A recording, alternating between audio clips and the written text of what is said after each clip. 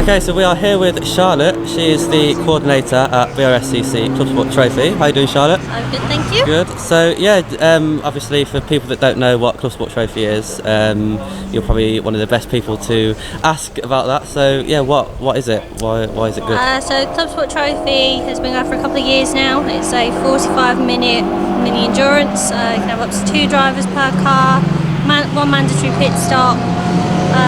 It's a really nice series. You know, we have teams dipping in and out of it. Some people use it as their main series for the year. Some people use it as a bit of fun. Others, it's to get more track time. It's a really nice paddock, really nice atmosphere. We've got lots of continued support from the likes of Mazda 2s and 2Racing UK. Yeah, it's done really well. We're looking to have full grids all season this year, which is fantastic. We've got 61 cars on the grid today for Silverstone GP. So yeah, really looking forward to the season getting going.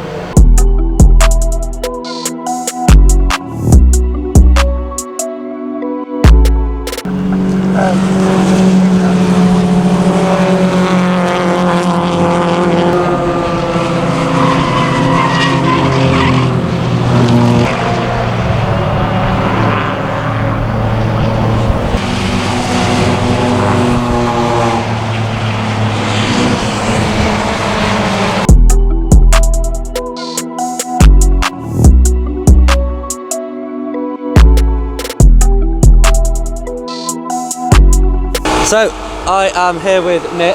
He is the madman of the drivers. First of all, how are you doing? Are you enjoying? I'm fine.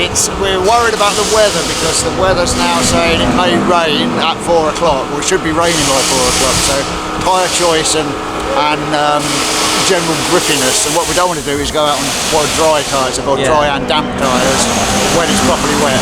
Make it interesting. I think at the minute, you've been quite lucky. It stayed fairly dry. I know it's a little bit greasy, but I think it's proper dry out there. It's definitely, it's not been any rain. I mean, it'll help us because we are the lowest powered cars on the track grid. We are, but only 4 or 5 seconds off the next one in class. If it's wet, it's a great leveller and it can make a great deal of difference. We might not be embarrassed. Yeah. Right, well, I mean, that's the thing. You know, you say you're a couple of seconds, 4 seconds off the next class. Yeah, there's one in between. There's a mini. I don't know what it is in between, but yeah. So the other Mazda 2 is 6 seconds slower. I think this is what we say about. This is why I call you the madman of the 2s, because you're always seconds ahead of the other ones. So yeah, it's what I do. I work here. I'm actually an instructor here at Silverstone, so I'd probably be sacked if I wasn't. you could do this track with your blindfolded. Going back to the race cars, in terms of the 2s themselves, obviously you've had that for how long have you had that now? We got it last year. I mean, well, this is a rebuild, so we rented out and someone did destroy our first car, so that's why it's a new car. So that's a rebuild. But no, we've had it. I mean, the Mazda 2 is brilliant because it's a standard car, apart from suspension. Obviously, it's got a roll cage in, and it's got the safety gear in. But other than a set of nicer suspension, it's a standard car. And a set of wheels, which is a control wheel. So it's the 102 horsepower, whatever it is. Mine still has air conditioning in, 4 electric windows, the radio, all the speakers are there, everything. I've not stripped anything out of it apart from what is required. So the floor coverings have gone, but other than that, but it's standard. And for racing, I will use 25 litres of fuel, which is about as cheap as it comes. It is, and it's bomb-proof. It just keeps going. Doesn't use any oil, anything. They're very reliable. Yeah. And I mean, that's the other thing. So clearly, by the sounds of it, you've got the heavier car, yet you're always the quicker one. So yeah, that would say it shows you older and wiser. That's what I say. let's wait. See. There we go. Yeah. So the other driver that we have is Colin. How are you doing, Colin? Hello. So obviously you're passionate about racing. Yeah. Clearly. How did you get involved? How did you get involved with the Mazdas and Neil? Right. It was back in 2021, towards the end of the year. Neil reached out to me. I work for Octanologists, who are distributors for Super Pro suspension bushes, GFB Go Fast Bits, blow-off valves, turbo management systems, and we're also a distributor for Motol.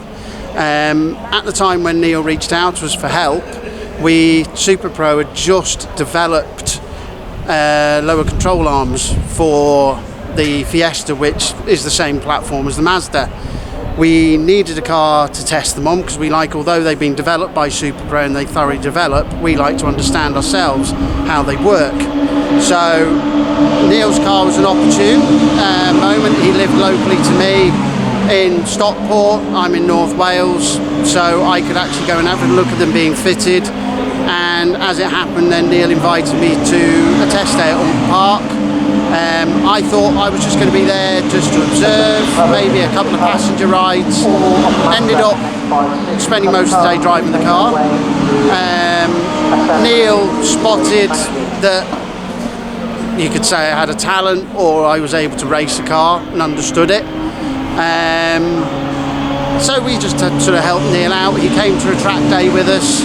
A few months later at Castle Combe, he met Richard Fern, who is MD of Optonologists, and Richard liked what he saw. He liked the budget racing. He liked sort of what 2Racing was all about. So he offered to help Neil a little bit with some money to help him in that season. It wasn't until the Queen's Jubilee last year, Neil messaged me on the Thursday of that long bank holiday weekend, said that his second driver, Joe Jacobs, had backed out of Alton and he didn't have a second driver. I jokingly said to him, "Don't tempt me." Text message went back at 2. The following Thursday I was doing my odds, and then a week after that I was at Alton Park, basically joining Neil, sharing the racing. So it all went from there. Yeah. But it's good that when we tested the arms and everything, when we initially did that test, I actually broke one of the bushes. I will put my hand up and say we broke one of the bushes. But that's the idea of development. Before we go out to market, we tested it fully. Yeah. We went back to R&D. Within 2 weeks we had a solution, and that solution's still on this car now after completing all of last season, 2 time attack rounds, a number of track days, and still going strong. So it's just representative of how good actually SuperPro is, and how we work with the Australians who manufacture to make sure obviously things work right in all countries. So we're back with Steph. Obviously he was part of qualifying. So you were on first half. Yes, first half qualifying, yeah. How did you find the new setup?